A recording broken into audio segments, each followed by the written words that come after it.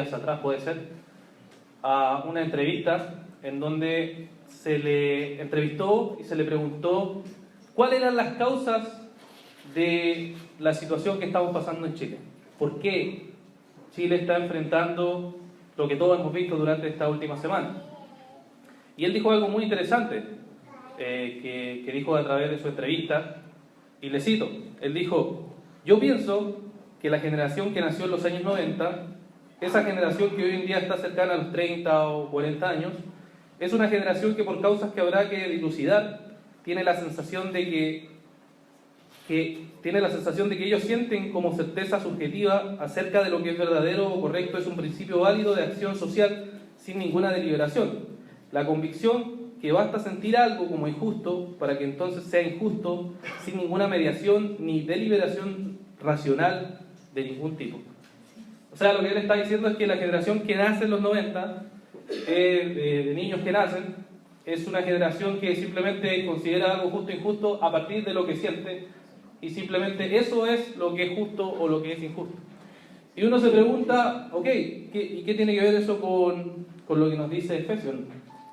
No, tiene que ver porque este análisis nos dice cómo se educaron a los niños que nacieron más o menos en ese tiempo.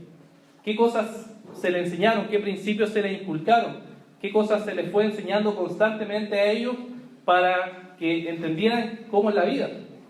¿Cómo tenían que vivir la vida? ¿Qué cosas tenían que reclamar o qué cosas tenían que vivir? Y la responsabilidad de educar se les fue traspasando poco a poco a los jardines infantiles, a la escuela o a los liceos, y se empezó a pasar esa idea de que las personas que están en esas instituciones son los que son responsables de educar a los niños.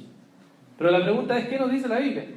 ¿Es realmente la responsabilidad de ellos educar a los niños o es responsabilidad de los padres educar a los niños? Y sabemos que la Escritura nos dice algo claro, que es que la responsabilidad de educar a los niños e instruirlos es de los padres y no de las instituciones, que obviamente ayudan, pero no es la responsabilidad de ellos principalmente. La responsabilidad principalmente es de nosotros como padres, que tenemos la responsabilidad que Dios nos ha dado de glorificar a Dios en eso. Y un libro que he citado en otras ocasiones, La teología de la familia, nos reafirma un poco eso. Una teología de la familia, que es un libro que está gratis en internet, que lo pueden encontrar en Chapel Library, que es un ministerio que regala libros. El libro de teología de la familia nos dice algo muy importante. Dice: tenemos que recuperar la convicción de que del propósito de Dios para la familia y sus instrucciones, porque ellas constituyen un aspecto vital en la vida actual. Tenemos que confirmar en nuestra generación que Dios creó a la familia con un elemento importante del cumplimiento del propósito eterno. Primero, Dios creó a la familia para dar estructura y orden a los seres humanos, los cuales hizo a imagen y semejanza. Segundo, la familia es una institución encargada de enseñar y preparar a los hijos para las iglesias, comunidades, culturas y naciones. Tercero, Dios creó a la familia con el fin de preservar el Evangelio, o pasar el Evangelio, de una generación a otra. Por último, Dios diseñó a la familia para dar una demostración viva de diversos aspectos de la gloria del Evangelio y también para personificar las verdades bíblicas. Ese es el propósito que tenemos como familia. Y vivo en las otras exposiciones pasadas que para tener un buen matrimonio hay que aplicar los principios que la Escritura nos da. Y para criar a los hijos es lo mismo. Los hijos van a ver a los padres tienen que vivir esos principios, y si no viven esos principios, obviamente los niños no van a aprender nada, no van a ver ejemplos de nada, y no van a conocer las verdades gloriosas del Evangelio que como padres tenemos que transmitirle a nuestros hijos. Es nuestro llamado, nuestra responsabilidad hacerlo, y es por eso que el apóstol Pablo nos empieza diciendo aquí en estos versículos que los padres, dicen, ustedes los padres son quienes tienen la responsabilidad delante del Señor de, primero, no exasperar a sus hijos, y vamos a ver qué significa eso, y segundo, de disciplinarlos e instruirlos en el Señor.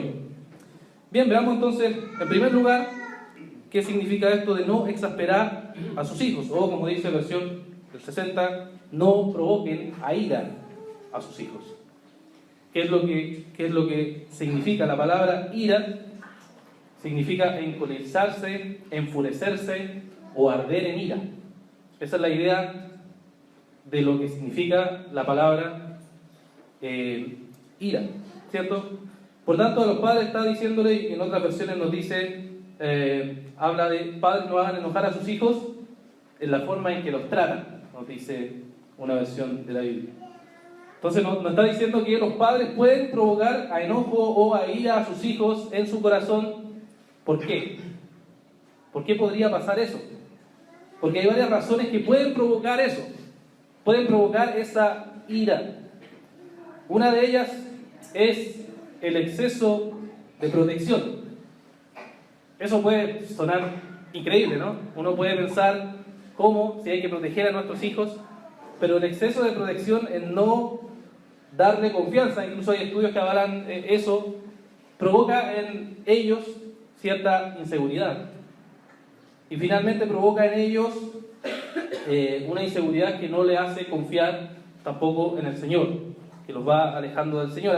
Una vez conocí a una hermana que tenía un niño de 12 años y que nunca lo había dejado salir, por ejemplo, a la calle, incluso lo bañaba todavía.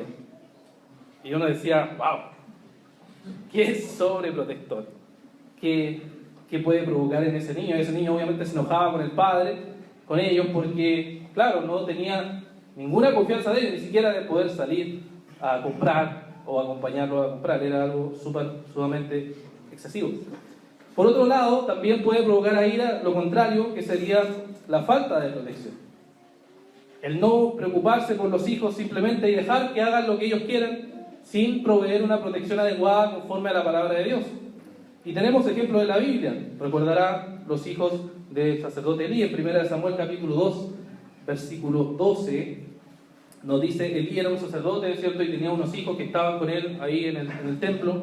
Y la Escritura nos dice en 1 Samuel 2:12 que los hijos de Elí eran hombres impíos y no tenían conocimiento de Jehová. Y ahora uno puede decir, ¿cómo es posible que Elí, que era un sacerdote, tenía unos hijos que estaban sirviendo en el templo y no tenían conocimiento de Jehová? Él no se había preocupado, de seguro, de enseñarles e inculcarles lo que la palabra de Dios dice. Siendo un sacerdote, siendo alguien que estaba ministrando en el templo, era alguien que no había transmitido la palabra de Dios. Y en el capítulo mismo 2, versos 22 al 25, nos da aún más información de cómo eran estos hijos. Dice 1 Samuel capítulo 2, versos 22 al 25, pero Elí era viejo y oía todo lo que sus hijos hacían con todo Israel y cómo dormían con las mujeres que velaban a la puerta del tabernáculo de reunión. Y le dijo, ¿por qué hacéis cosas semejantes? Porque yo oigo de todo este pueblo vuestros procederes, no hijos míos, porque no es buena fama lo que hoy oigo, pues hacéis pecar al pueblo de Jehová. Él simplemente dio un reto, por decirlo de alguna forma, pero nunca le había sido claro respecto a los principios que Dios enseñaba en la palabra de Dios. Si hubieran seguido las prácticas de la ley, ellos tenían que haber muerto, porque estaban usando lo sagrado para algo profano y vil, contrario a lo que Dios había manifestado en la palabra de Dios. Y eso era una manifestación de que él estaba obviamente no cumpliendo su rol y provocando a ira a los hijos. También otra de las cosas que podemos ver en la Biblia que puede provocar a ira a nuestros hijos es tener hijos favoritos.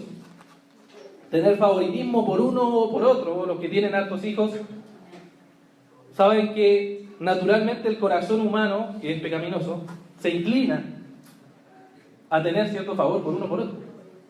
Muchos padres que he conocido que tienen hartos hijos, uno puede conversar y hay una cierta inclinación a veces en el corazón. Y eso puede provocar muchos estragos y muchos problemas, y mucha envidia, y muchas peleas, porque es algo pecaminoso que está en el corazón de los padres. Recordarán el caso de Isaac y Esaú, y eso nos dice Génesis capítulo 25, verso 28. Nos dice ese pequeño verso, pero nos dice mucho. En Génesis 25, 28, y amó Isaac a Esaú, porque comía de su casa, mas Rebeca amaba a Jacob. Había un favoritismo de uno por el otro, y eso finalmente después repercutió en toda la historia que conocemos, de cómo afectó finalmente en la relación. Por supuesto, todo eso estaba controlado por Dios. Dios es soberano a pesar de nuestros pecados, pero no estaba bien. No estaba bien hacer ese tipo de favoritismo, que provocaba finalmente a ira y provocaba divisiones en la familia, en los hermanos. Otra cosa también que puede provocar a ira a nuestros hijos es la hipocresía. Hipocresía de parte de los padres. ¿A qué me refiero con hipocresía? Me refiero a que tú puedes estar predicando, tú puedes estar enseñando, tú puedes estar evangelizando a otras personas, pero en tu casa tú eres otra persona. En tu casa tú no eres quien está en el púlpito, y eso es terrible, muy grave, porque finalmente tus hijos lo ven. Tus hijos ven que tú realmente no buscas al Señor como lo dices delante de otros. Tú no lees la palabra como dices delante de otros. Tú no estás llorando por las personas que se pierden y se van al infierno realmente porque tus propios hijos se están alejando del Señor. Tú no estás preocupado por su vida, por su corazón, realmente. De ellos. Te estás diciendo hay que buscar y salvar a las almas que se pierden mientras tus propios hijos se van al infierno, sin hablarles del Señor, sin adorar juntos, sin cantar juntos, sin alabar juntos a Cristo. Y eso es obviamente una actitud hipócrita. Algo terrible que los hijos que lo ven finalmente van sus corazones alejándose del Señor. Y finalmente, ¿qué otra cosa puede provocar a ira a nuestros hijos? Es aplicar el castigo físico de la vara, que también vamos a estar hablando, de una forma excesiva e inadecuada. Yo no crecí en hogar cristiano, pero me castigaron. En el mundo antiguo no era algo suave castigarlo. O sea, para que piensen, a mí me tiraban piedras, me ahogaban en un tambor y cosas por el estilo. Eso era obviamente un castigo excesivo, muy excesivo, muy mal. Ahora, no condeno obviamente a mis padres por ello, a mi madre específicamente. Mi padre no estaba, porque era alguien que no conocía al Señor. Era alguien que no sabía de qué manera hacerlo mejor. Tenía una tía también que también aplicaba ese castigo excesivo, por supuesto, ahora que yo lo pienso abandonar. Pero puede también uno aplicar la vara, que es lo que la Biblia nos dice, de forma inadecuada. Y esa forma inadecuada también va a hacer que el corazón de tu hijo se aleje de Cristo. Entonces tenemos que usarla, por supuesto, pero tenemos que usarla conforme a la palabra de Dios, y no tampoco como nosotros creemos que debemos aplicarla. Entonces, estimados hermanos, ¿estamos realmente airando a nuestros hijos, los que somos padres? ¿Estamos realmente usando bien nuestro ejemplo, nuestra vida? ¿Está reflejando que queremos guiarlos en el Señor, o simplemente lo estamos airando? Es muy importante esto, porque si no lo hacemos correctamente conforme a la palabra de Dios, el corazón del hijo se va a ir alejando más y más y más y más. Y no va a llegar a Cristo, a la palabra de Dios, sino que va a enojarse, irse, alejarse. Y es nuestra responsabilidad guiarlo constante y continuamente a Cristo, a Él. Entonces no tenemos que exasperar a nuestros hijos, sino tenemos que guiarlos en el Señor. Y eso es la segunda parte del versículo, que nos dice no exasperar a los hijos, sino que educarlos en la disciplina y la instrucción del Señor. Pablo nos usa aquí la palabra disciplina, ¿ya? Y amonestación del Señor. La palabra disciplina viene de una palabra griega que alude a la formación o la instrucción que se le da al niño, que incluye disciplina corporal o castigo físico, ¿ya? Incluye eso. La palabra amonestación significa poner en mente, amonestar o exhortar. En la instrucción de palabra, tanto si es de aliento como de reprensión o reproche. Hay autores que consideran que son sinónimos, otros ven alguna sutil diferencia, pero generalmente cuando pensamos en disciplina pensamos siempre en el castigo físico solamente, pero la disciplina y la instrucción del Señor es mucho más que eso. Es mucho más amplio que solamente limitarlo a la vara, que es una parte de ello, pero es mucho más profundo que eso. Entonces, lo primero que incluye la disciplina, hermanos, es la comunicación con nuestros hijos. Instruir a nuestros hijos incluye, en primer lugar, comunicarnos con nuestros hijos. Comunicarnos con nuestros hijos. Y eso se puede ver si uno lo ve en versículos como Deuteronomio capítulo 6. Vea conmigo Deuteronomio capítulo 6, versos 6 al 9.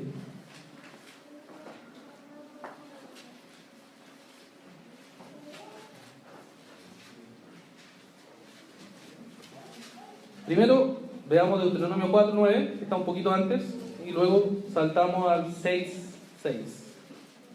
Voy a leer Deuteronomio 4, 9 primero. Dice: por tanto, guárdate y guarda tu alma con diligencia, para que no te olvides de las cosas que tus ojos han visto, ni se aparten de tu corazón todos los días de tu vida. Antes bien, las enseñarás a tus hijos y a los hijos de tus hijos.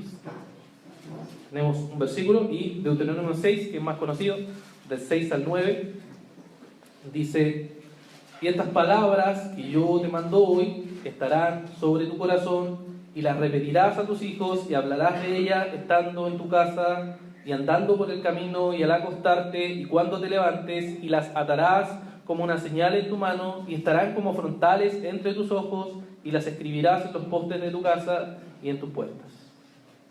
Ahí tenemos la transmisión ¿de qué? De la ley de Dios a sus hijos. Se le está diciendo que tienen que transmitir esta ley de Dios a sus hijos. Pero fíjense la manera en la cual nos muestra que tiene que transmitírsela a sus hijos. Repitiéndose, caminando con ellos, mientras van andando.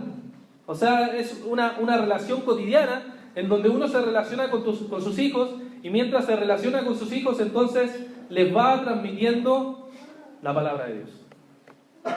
Algo muy cotidiano. Ahora, hay un factor muy importante de considerar. En el mundo antiguo, los hijos y los padres, o las familias en general, estaban mucho más unidas, en el sentido de que no tenían que salir afuera a trabajar, sino que trabajaban ahí mismo por el sustento de su hogar. Era un factor muy importante, que cambió con la revolución industrial, donde la migración del campo a la ciudad hizo que ahora tuviera que uno salir, ¿cierto? Tiene que salir de su casa, su hijo se queda en casa generalmente con la madre, o si la madre trabaja. Son factores que han hecho y han cambiado el tema de cómo relacionarnos también dentro de lo que se considera familia. Entonces es un factor que hay que considerar, pero tampoco es algo que elimina la relación con nuestros hijos.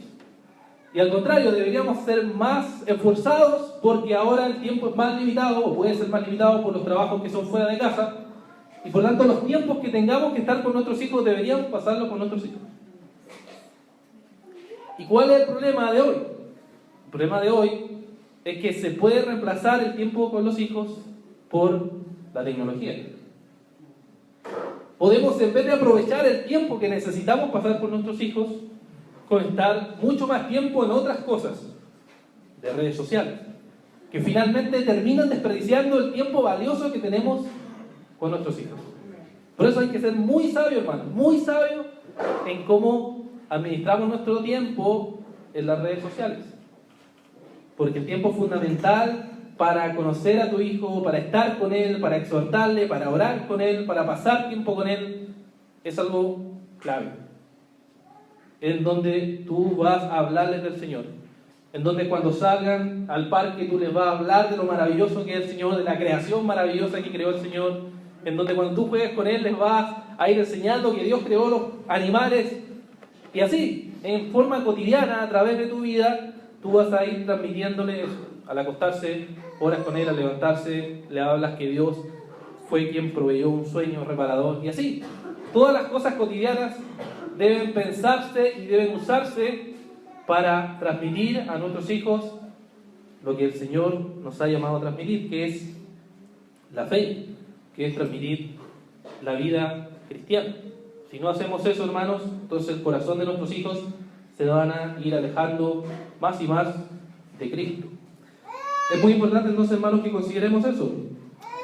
El pastor Woody Bauchman, que es un pastor bautista, una vez contó una lección, o algo que a él también le ayudó mucho a considerar sus prioridades. Cuenta él que una vez fue invitado, como pastor, muy común, fue invitado a una conferencia muy grande, en donde él iba a ser como el expositor principal.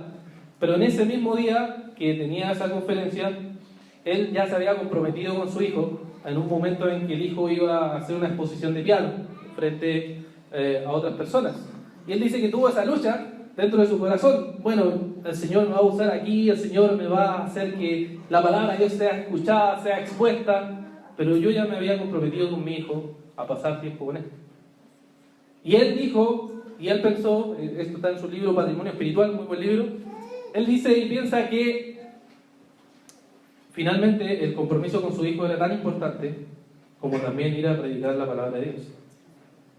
Era tan importante para él estar con él, acompañarlo con él en ese momento. Si él ya se había comprometido ese tiempo a pasar con él, él se queda, dice, y pasa tiempo con su hijo. Porque era algo que el hijo lo veía como valioso.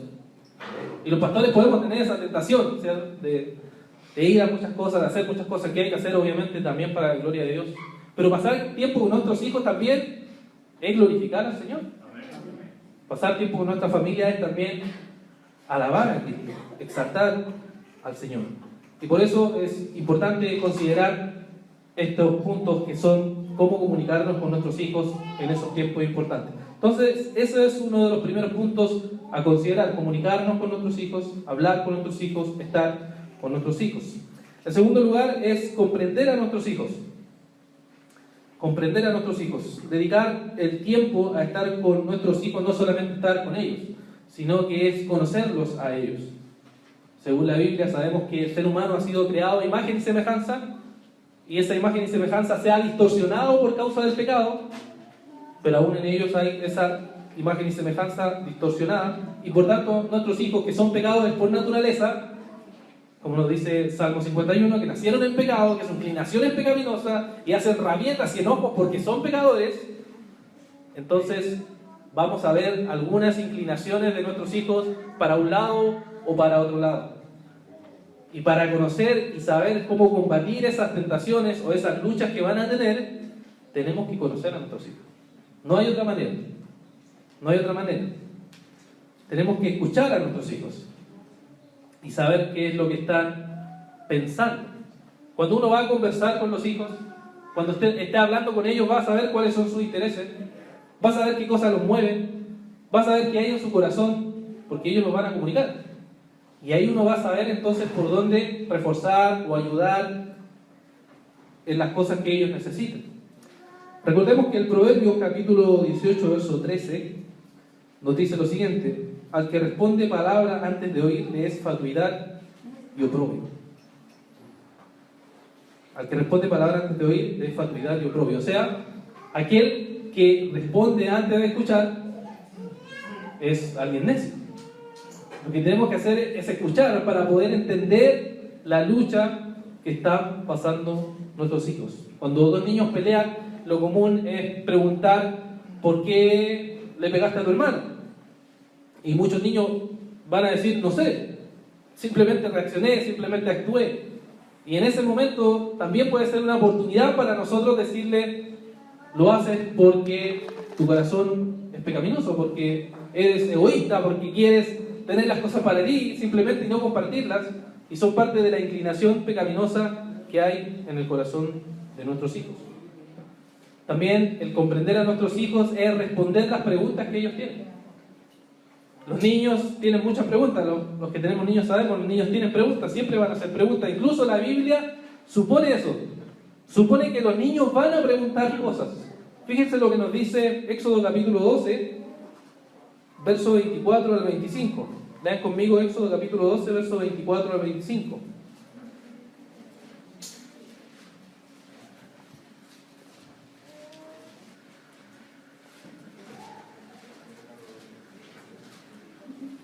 Dice: guardaréis esto por estatuto para vosotros y para vuestros hijos para siempre, y cuando entréis en la tierra que Jehová os dará como prometió, guardaréis este rito.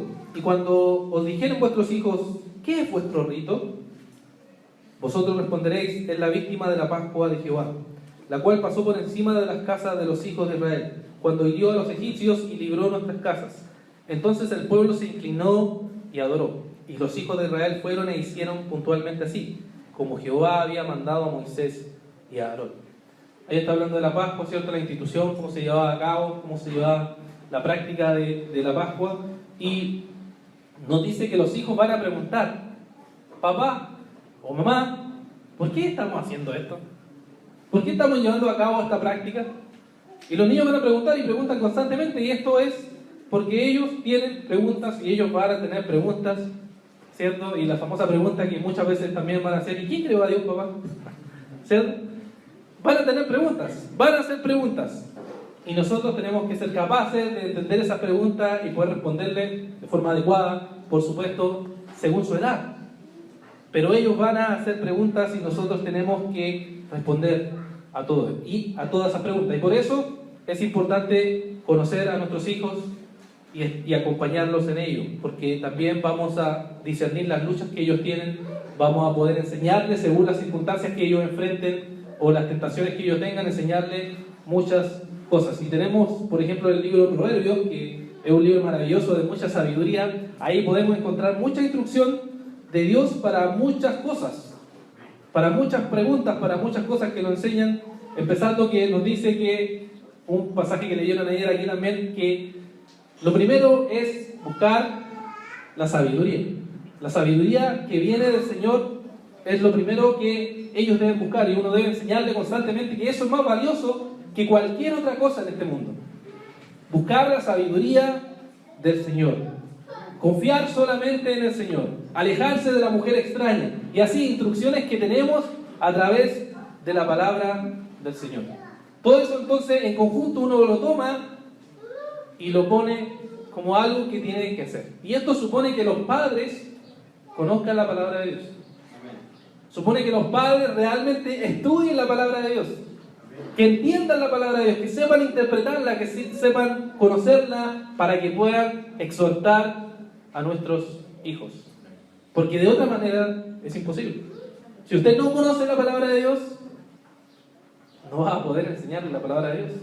Si no sabe, ¿cómo va a transmitirle a sus hijos eso? Si no conoce la palabra de Dios, entonces ¿cómo le va a enseñar todo ello? ¿Cómo va mientras va en el camino, como dice Deuteronomio 6, le va a repetir algo que ni siquiera usted memoriza? Es imposible, ¿cierto? Uno tiene que conocer la Escritura, conocer la palabra de Dios, y entonces así podrá transmitírsela a sus hijos de forma constante y de forma continua. Eso es algo importante entonces, hermanos, la comunicación con nuestros hijos, el comprender a nuestros hijos, el escuchar a nuestros hijos, el discernir las luchas que ellos están teniendo para poder guiarlos conforme a la palabra de Dios. Muy importante. Pero también esto incluye la disciplina e instrucción del Señor, incluye el uso de la vara. Últimamente la iglesia cristiana se ha alejado de esto, así como muchas otras cosas de la palabra de Dios. Se ha alejado de pensar que la vara es algo que la Escritura enseña, o cómo tenemos que usarla, o si tenemos que no usarla o no usarla. Incluso una especie de debate interno hay respecto a cómo debe ser el uso de esta vara, si debe usarse o no. Pero podemos ver, en primer lugar, que la palabra de Dios nos dice que el niño necesita corrección. La naturaleza pecaminosa del niño necesita corrección. No hay opción, hermanos. No crea que no necesita corrección, necesita corrección. Incluso la corrección es amar al niño. No corregirlo es aborrecerlo y esperar que tu hijo se aleje completamente del Señor. Necesitamos corrección. Veamos 3 proverbios que nos dicen eso. 3 proverbios para que me sigan. Proverbios capítulo 13, verso 24.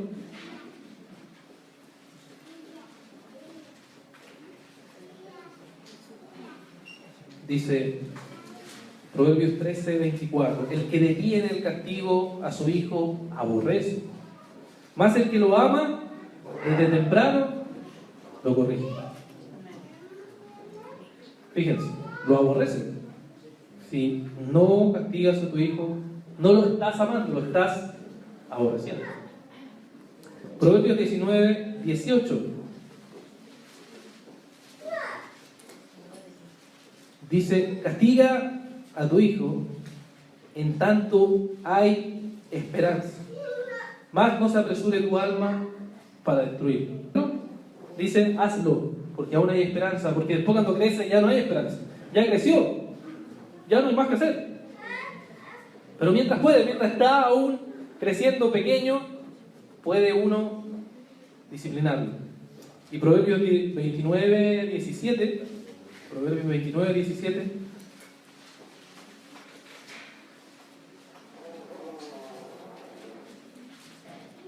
dice, corrige a tu hijo y te dará descanso, y dará alegría a tu alma. Por supuesto hay más versículos, pero solo hay unos 3 versículos que veamos, que nos dice la palabra de Dios que la instrucción, que la disciplina es algo que Dios quiere. Es voluntad de Dios disciplinar a nuestros hijos. Ahora la pregunta es ¿cómo? ¿Cierto? Ya, vemos en la Biblia que está la disciplina, pero la pregunta es ¿cómo aplicamos este tema de la vara? Algunos han dicho que, bueno, le prohibimos al niño que vea televisión, lo enviamos al cuarto, lo dejamos a solas, o lo arrinconamos quizás un momento y que se quede ahí hasta que se calme. Y eso, yo lo he visto, se lleva a cabo y se practica tanto por gente que no es cristiana como cristianos. Pero la pregunta es ¿cómo? Y yo veo en la Biblia que es con la vara, que la Escritura nos da, y ahí, si es que están todavía en Proverbios, pueden leer conmigo 3 versículos que nos hablan de esto de la vara. Dice Proverbios 22:15, Proverbios 22:15, dice, la necedad está ligada en el corazón del muchacho, mas la vara de la corrección la alejará de él. Ahí tenemos un uso de la vara. Proverbios 23:13 y 14, no rehuses corregir al muchacho, porque si lo castigas con vara, no morirá. Lo castigarás con vara y librarás su alma del Seol. Y Proverbios 29:15, la vara y la corrección dan sabiduría, mas el muchacho consentido avergonzará a su madre. Fíjense, ahí está. Tenemos el uso de la vara revelado en la palabra del Señor. Ahora, por supuesto, hay otros que objetan y dicen solo están Proverbios, o dirán, no, es que la vara se usaba para distintas cosas. Y yo estoy dispuesto a decir, sí, la vara se usaba para guiar, la vara se usaba para correr a los animales, la vara se usaba como señal de cierta autoridad. No hay problema con aceptar esas cosas, pero también se usaba para disciplinar. Y eso es lo que podemos ver a través de estos proverbios que vemos. ¿Qué es lo que en verdad queremos evitar?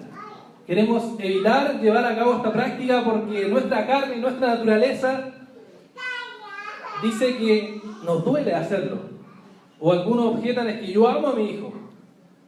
Y yo le digo, bueno, amar a su hijo según la Biblia es aplicar vara. Es aplicar realmente vara a sus hijos. Entonces la objeción no tiene mucho sentido. Otros toman y dicen que hacer esto es violento, es provocar más violencia en los hijos. Pero si pensamos en la generación de los 90, que es como hablamos al principio, ¿cuál es el resultado que vemos de toda la cultura? Que no aplicó vara, porque yo soy de una generación que sí se aplicó mal, obviamente, pero la que no se aplicó ahora, ¿cuál es la generación que tenemos hoy? ¿Tenemos menos violencia? ¿Menos chicos que estén rebeldes contra la autoridad de los padres? ¿Chicos más sometidos a los padres? No, vemos lo contrario. Vemos gente que no le importa ninguna autoridad, y yo que soy de Valparaíso lo puedo ver, no hay ninguna autoridad, nada, no existe. ¿Por qué? Porque fue toda una cultura, toda una generación de chicos que no se usó o se usó mal, y quedaron indiferentes y cada uno hizo lo que quiso y simplemente se transmitió de esa manera, tanto fuera de la iglesia como en la iglesia. Se transmitió esta idea de que no debía usarse nada, ninguna vara, pero en verdad sí debería usarse. Miren lo que nos dice Hebreos capítulo 12, versículo 11. Hebreos capítulo 12, versículo 11.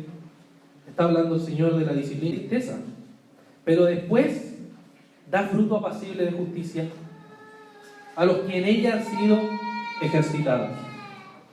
O sea, no es bueno al principio, a primera vista, no es algo bueno que uno puede ver cuando se aplica la vara. Dice, Pucha, yo sufro cuando lo hago, sufre el niño cuando lo hago, por supuesto, pero es una orden de Dios porque sabemos que por fe, por creer en la palabra de Dios, va a dar fruto. Porque creemos que la palabra de Dios tiene la autoridad, es sabia, es santa, Dios sabe lo que reveló en la palabra de Dios. Y como reveló eso, sabemos que va a dar fruto, adecuado a su tiempo. Ahora, como dijimos anteriormente, ¿se puede usar la vara de forma abusiva? Sí, se puede usar. ¿Qué quiere decir? ¿Hacerlo de forma inadecuada o mal? Sí, se puede usar de forma inadecuada o de forma mal. Pero eso no significa que no deba usarse, sino que sí debe usarse. Y aquí algunos puntos que podemos considerar de cómo hacerlo de forma adecuada. En primer lugar, debes poner atención en que debes castigar a tu hijo explicándole a tu hijo que ha quebrantado la ley de Dios. Esto es muy importante, hermanos. No se puede castigar a tu hijo porque te molesta.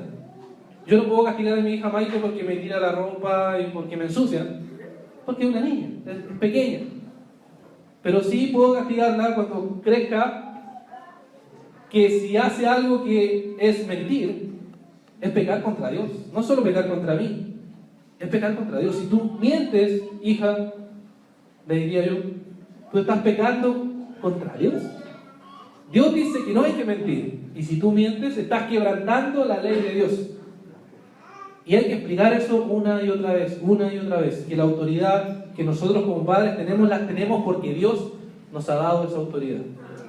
Y eso es lo que sabemos que nos dice la palabra de Dios en 1 Juan capítulo 3, verso 4. Todo aquel que comete pecado infringe también la ley, pues el pecado es infracción de la ley. ¿De qué ley? De la ley de Dios. El pecado es infringir la ley de Dios. Y si yo castigo a mi hijo, le debo explicar que lo castigo porque está infringiendo lo que Dios ha ordenado. Y fíjense lo maravilloso, la oportunidad de explicar el Evangelio ahí. Tu hijo no puedes cumplir la ley de Dios. Tu hijo debes obedecer, pero no puedes, porque tu naturaleza es pecaminosa. ¿Y cómo voy a obedecer entonces, papá? En algún momento va a surgir esa palabra, entonces ¿cómo? No tiene sentido. Alguien cumplió la ley. Cristo cumplió la ley. Y ahí uno le explica el Evangelio. Le habla el Evangelio constantemente porque él por naturaleza no va a poder cumplir la ley de Dios. Pero hay que castigarlo por no cumplir la ley de Dios. ¿Ven lo maravilloso que es esto de la crianza? Cómo el Evangelio está ahí. Constantemente, de forma cotidiana, uno puede ir predicando el Evangelio. En segundo lugar, nunca debes aplicar disciplina cuando estás enojado. Uno se enoja, ¿no? Tiene mal humor, malas pulgas, como decimos. Porque tuvo un día mal, me fue mal hoy día, qué sé yo, tuve problemas, y mi hijo está molestoso, y le digo, hijo, no haga eso, hijo, no haga eso, y lo hace. Y uno, ya, lo agarra, lo toma, ya, te voy a castigar. Pero, ¿qué nos dice Santiago capítulo 1, verso 20? Porque la ira del hombre no obra la justicia de Dios. Si yo castigo a mi hijo enojado y se me va la mano porque castigué enojado a mi hijo, entonces, ¿qué va a pasar? Voy a pecar yo. En vez de estar mostrando el carácter de Cristo a mi hijo, finalmente yo voy a estar pecando contra mí. Y lo que voy a necesitar ahí es decirle, hijo, perdona. Hijo, no apliqué bien ahora la disciplina. Hijo, acabo de pecar contra el Señor y contra ti y te pido perdón. Y eso también tenemos que aprenderlo como padres, a que nos vamos a equivocar porque somos pecadores y que vamos a tener también que pedir perdón a nuestros hijos. Nos equivocamos. Soy un pecador. Necesito de la gracia de Dios tanto como tú necesitas de la gracia del Señor. Y vamos a tener que hacer eso, hermanos. Por tanto, no podemos aplicar la disciplina cuando estemos enojados, para nada. Y la tercera cosa es que antes y después de aplicarle el castigo a nuestros hijos, tenemos que decirlo que lo hacemos porque Dios nos ha mandado a hacerlo y porque amamos a Dios y lo amamos a Él. Tenemos que decir que amamos a Dios y amamos a Él. Fíjese, cuando uno ve la Escritura, sobre el tema de la disciplina. ¿Cuál es el propósito de la disciplina? ¿Que la gente se vaya de la iglesia? ¿Que la gente no regrese más? No. Es la idea de que se arrepienta, ¿cierto? Sea restaurado y vuelva. Esa es la idea que vemos en la disciplina. Es restaurativa, que busca restaurar a las personas, que se restauren en su vida y reconozcan que han pecado, que han fallado y que pueden volver a Cristo. Ese es el propósito que tiene. Por tanto, en la disciplina que nosotros como padres aplicamos, tenemos que buscar lo mismo. Buscar que nuestro hijo se arrepienta, reconozca que es pecador, que ha fallado a Dios y que confíe en el Señor. Y entienda que nosotros lo hacemos porque amamos a Dios y lo amamos a Él. Y no podemos dejarle pasar el pecado, porque si le dejamos pasar el pecado, entonces lo que estamos haciendo es pecar también. Y todos estamos pecando al final. Y no estamos haciendo las cosas conforme a la voluntad de Dios. Ahora, hermanos, llevar a cabo esta práctica va a requerir paciencia, va a requerir perseverancia, va a requerir confiar en Cristo una y otra vez, porque vamos a fallar. Vamos a fallar en la forma que lo hacemos. Pero tenemos que hacerlo porque es parte del plan y el propósito del Señor. Me gustaría terminar con este versículo de Hebreos capítulo 5, verso 8. Hebreos capítulo 5, verso 8, donde podemos ver, hablando de Jesús, Hebreos 5, 8, dice: aunque era hijo, aprendió a obedecer mediante el sufrimiento. Aunque era hijo, aprendió a obedecer mediante el sufrimiento. Jesús nunca pecó. Jesús era limpio y perfecto. Jamás falló. Pero Él aprendió el sufrimiento en esa obediencia perfecta que Él tuvo, porque el pecado de otros estuvo sobre Él durante su vida y durante su muerte. Y Él murió en la cruz del Calvario siendo perfecto, pero aprendió mediante el sufrimiento. Y el sufrimiento es algo bueno. Algo bueno que nos va a formar, hermanos, que nos va a ayudar, y en la disciplina y en la crianza vamos a sufrir, tanto nosotros como nuestros hijos, en el sentido de que tenemos que instruirlo conforme a la palabra del Señor. Y nosotros como pecadores fallaremos, y nuestros hijos como pecadores vamos a fallar. Pero ¿cuál es nuestra esperanza? ¿Cuál es nuestra confianza? Cristo. El Evangelio, el Señor perfecto, muriendo en la cruz del Calvario, poniendo nuestros ojos en Él, arrepintiendo de nuestros pecados y confiando en que su gracia nos va a ayudar y nos va a fortalecer para que nosotros podamos disciplinar y guiar e instruir y amar a nuestros hijos conforme a la palabra de Dios. Que Dios nos ayude, hermanos, a que esta generación de cristianos que Dios ha levantado seamos celosos de ir conforme a la palabra de Dios, guiando a nuestros hijos conforme a la palabra de Dios y no conforme a nuestros gustos personales, nuestras ideas o filosofías del mundo que se levantan. Oremos al Señor.